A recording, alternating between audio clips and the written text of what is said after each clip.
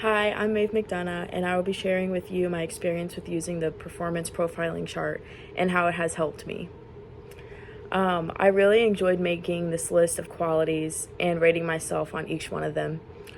I have never done something like this before, but I can see how helpful it is, and I knew that it was going to be productive for me in my performance.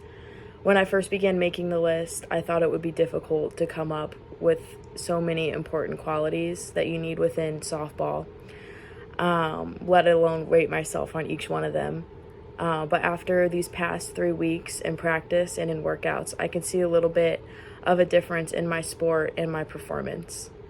The 3 qualities I worked on for the past 3 weeks are confidence, agility, and defense, consistency. Within the past 3 weeks, I have been experiencing more playing time and more opportunities to prove myself on the field. So this being said, it worked out pretty well within these last 3 weeks that my playing time has increased. So this chart would be a little more informational for me to do. Making a performance profiling chart is a productive way for me to work on my weaknesses while making sure my other qualities don't diminish at the same time. It was very important to be transparent with myself while making this chart, and honesty was the only way for this chart to be productive for me and my performance. This was a great way for me to focus on my weaknesses and to really improve myself within my sport and even outside of my sport. What I mean by this is that this chart can and has helped me realize that I struggle with being in the moment and I focus a little too much on what is going to happen next.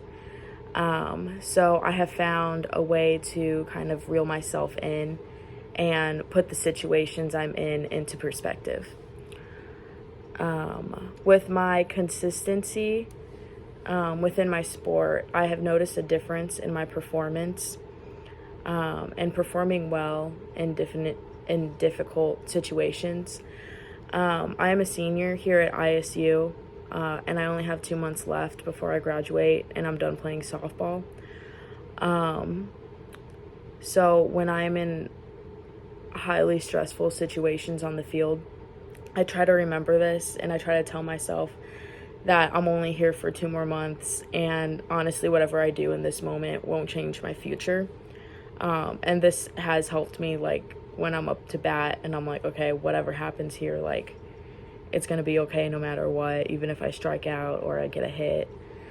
I have been doing this more often in stressful situations, and it helps me calm down and be in the moment. I also think this is helpful for me with my confidence and not letting one bad at bat affect my next one. Softball is such a crazy sport. There's so many highs and lows, and they can come back to back. For example, you can hit a home run and then next at bat you can strike out. So it's very just high and low, and you honestly don't know what's going to happen. This sport is very mentally challenging, and really anything can happen and any team can win on any given day. Something I have realized through this experience and with my recent increase in playing time is that my mood is a little too dependent on my performance. For example, if I'm doing good in my sport, handling my stress and anxiety becomes easier for me. And when I'm not performing well, my mood is affected and I feel more stress and anxiety in other aspects of my life. This is something I do not like, and now that I can see this is an issue, I can work on it.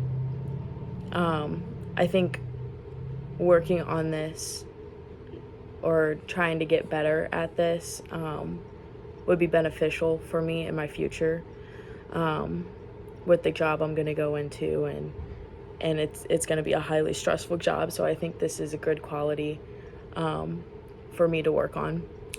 After doing this chart, I realized that it could be used for many different types of performances. That does not just include sports. Like, you could use this chart for work or just to use it in general for yourself. I like that this is a pretty versatile and generalized chart that I can make personal to my needs and what I want to focus on and improve. Thank you.